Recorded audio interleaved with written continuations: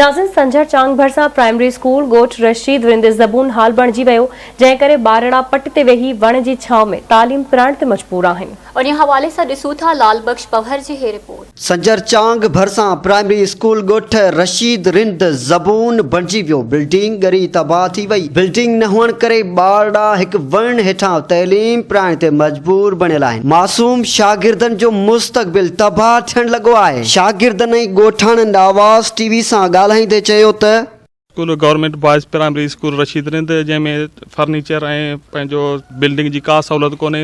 ॿार नंढड़ा ॿार सभु उस में वेठा आहिनि। तमामु घणी तकलीफ़ आहे। असां आला अमलदारनि ऐं हुकूमत खां मुतालबो करियूं था त असांखे बिल्डिंग बि रिपेयरमेंट कराई वञे ऐं फर्नीचर फौरन असांखे ॾिनो वञे। पर स्कूल जी बिल्डिंग तबाह थिए पई। असां वण हेठि बैठे ते असांखे माना स्कूल ठवा ॾियो बेंचा में जा बगेरा कनी कारेज बैठे ते वण हेठूं। असांजी बिल्डिंग तबाह थी वञे। असांखे बिल्डिंग खपे, फर्नीचर खपे, कुर्सियां खपे, असांखे पंखे खपनि। असीं गर्मी में वेठा आहियूं।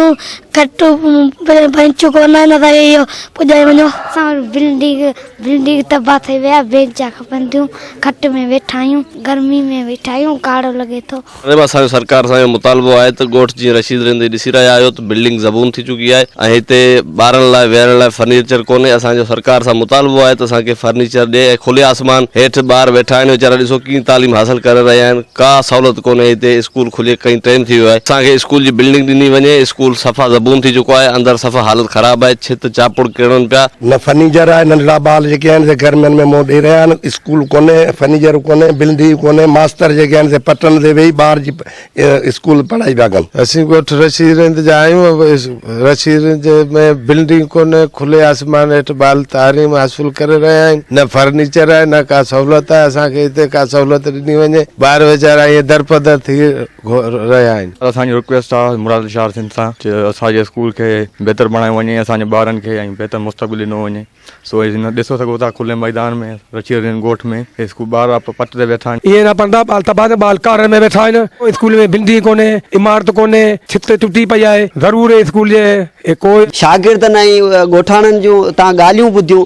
हिननि जो चवणु आहे त स्कूल जेको आहे केतिरनि ई सालनि खां ज़बून हाल बणिजी वियो आहे। स्कूल जी बिल्डिंग जेको आहे ॻरी ख़तमु बणिजी वई आहे। हिननि चयो त स्कूल में नई फर्नीचर आहे।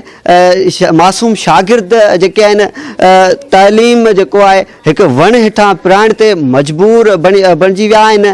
जॾहिं त हिन वक़्तु स्कूल जी जेका हालत आहे उहा बिल्कुलु ज़बून हाल बणिजी वई आहे।